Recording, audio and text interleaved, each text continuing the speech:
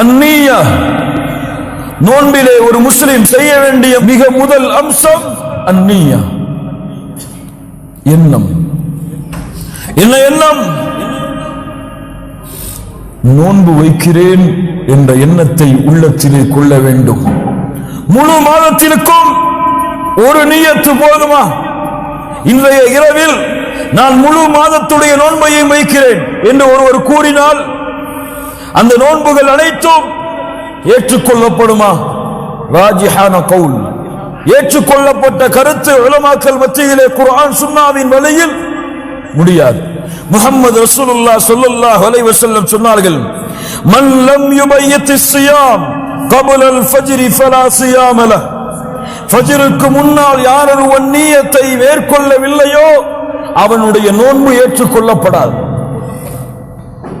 எப்படி நியத்? நவைத்து ஸௌமதின் அன்னதாஇ ஃபர்து ரமதான் என்று வார்த்தைகளால் நியத்தை வைப்பதா?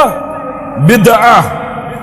பித்ஆ மார்க்கத்திலே புதுமையாக நுழைக்கப்பட்ட சொல். நியத் உள்ளத்தை சேர்ந்தது. இன்னமல் அமாலு பின்னிய்யா, உள்ளத்தை சார்ந்தது. நாவால் மொழிவது மார்க்கத்திலே புதுமையை ஏற்படுத்துவது.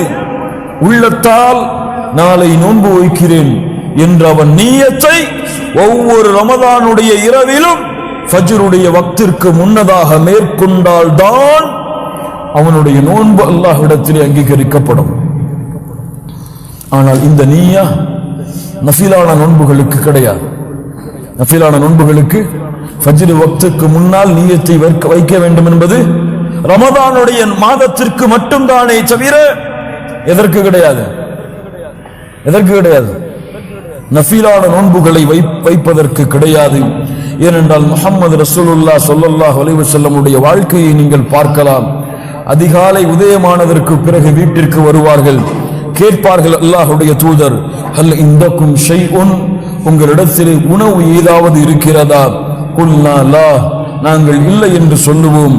அல்லாஹ்வுடைய தூதர் சொல்லுவார்கள், ஃபஇன்னி இதன் ஸாயிம், அப்படி என்றால் நான் நோன்பாளி.